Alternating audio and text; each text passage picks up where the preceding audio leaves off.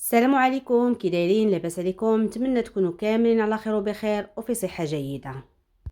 اليوم غادي نشارك معكم الطنجيه المراكشيه في الفرن الكهربائي. فكما كتعرفوا الطنجيه معروفه في مراكش بزاف بزاف، ما كاينش اللي يمشي لمراكش وما يطلبش الطنجيه المراكشيه اللي كيصيفطوها الفران تشي باش طيب على خاطرها وكتجي رائعه رائعه في المذاق. فبالنسبه لينا احنا اللي كنتواجدوا في الغربه ما عندناش الفران فين نصيفطوها، فدائما كندوروا البديل. فبقاو معايا تعرفوا على المكونات والطريقه ديال هذه الوصفه. عندي كيلو ديال اللحم ديال المنج، تقدروا تعوضوه حتى باللحم ديال الغنمي، ولكن الطنجيه هي معروفه كتندار باللحم ديال المنج. فصوص الثومه، الحامض المصير، كاس الا ربع ديال الماء الساخن وضعت فيه الشعره، وضعت فيه زعفران الشعره. كأس إلا ربع مخلط ما بين الزيت البلدية والزيت الرومية، ولكن كنغلبوا الزيت البلدية على الرومية. فأنا درت نصف كأس ديال الزيت البلدية وربع كأس ديال الزيت النباتية، معلقة كبيرة ديال الكمون. إلا عندكم الكمون حبوب فاستعملوا الحبوب أحسن، وإلا ما كانش متوفر فتقدروا تستعملوا الكمون المطحون، وواحد شوية ديال السمن الحار.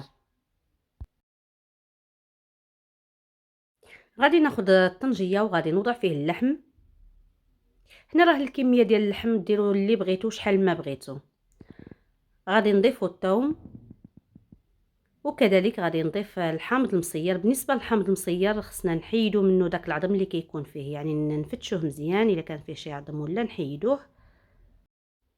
وغادي نضيف المكونات الاخرى، الكمون، ونضيف كذلك الزيت، ونضيف السمن الحار، ونضيف كذلك كاس الا ربع ديال الماء اللي وضعت فيه زعفران شعره.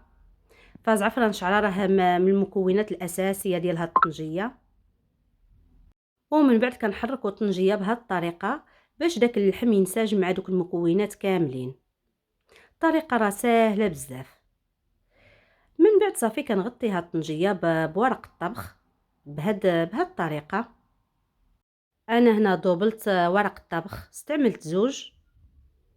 ومن بعد غادي نستعمل الخيط. انا هنا استعملت الخيط العادي ديال الخيط ديال الدار، لحقاش ما كيتوفرش عندي الخيط الاخر اللي ديال الفرن.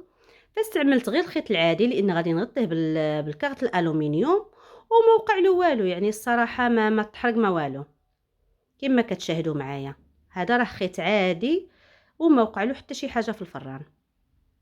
صافي هنا من بعد ما كنعقد مزيان الخيط على هذا الورق ديال الطبخ، من بعد غادي نغطيه بالورق ديال الالومنيوم. ومن بعد ما كنغطيه بالورق ديال الالومنيوم غادي نتقبها بواحد العود خشبي، ندير واحد التقيبه في الوسط باش تهوى. هنا كنكون شعلت الفران على اعلى درجه باش يسخن. ومن بعد كنوضع الطنجيه في الفرن، كنوضعها في الرف اللي لتحت كاع.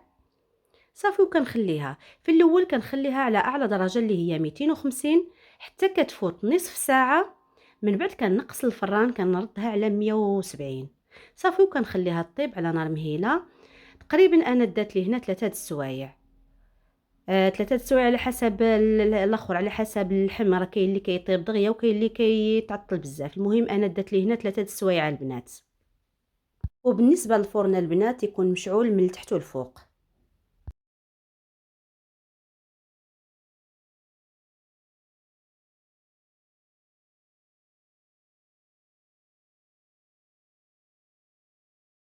فهنا من بعد جبت الطنجيه ديالي من الفرن. صافي هنا غادي نحيد عليها الورق. فكما كتشاهدوا معايا الخيط راه بقى هو كابيض. صافي هنا غادي نوضع الطنجيه ديالي في الطبق ديال التقديم. وهذه هي الطنجيه اللي طيبتها في الفرن الكهربائي. الصراحه جا اللحم طايب كي الزبده وجات رائعه في المذاق. كنتمنى تجربوها البنات، الطريقه راها ساهله بزاف. والبنه راه ما نقول لكمش بطبيعه الحال راه ما غاديش تجي بحال الطنجيه اللي كطيب في الفران تشي، ولكن بالنسبه لينا هنا اللي في الغربه راها قاضيه الغرض. فنخليكم في امان الله الى وصفه قادمه ان شاء الله.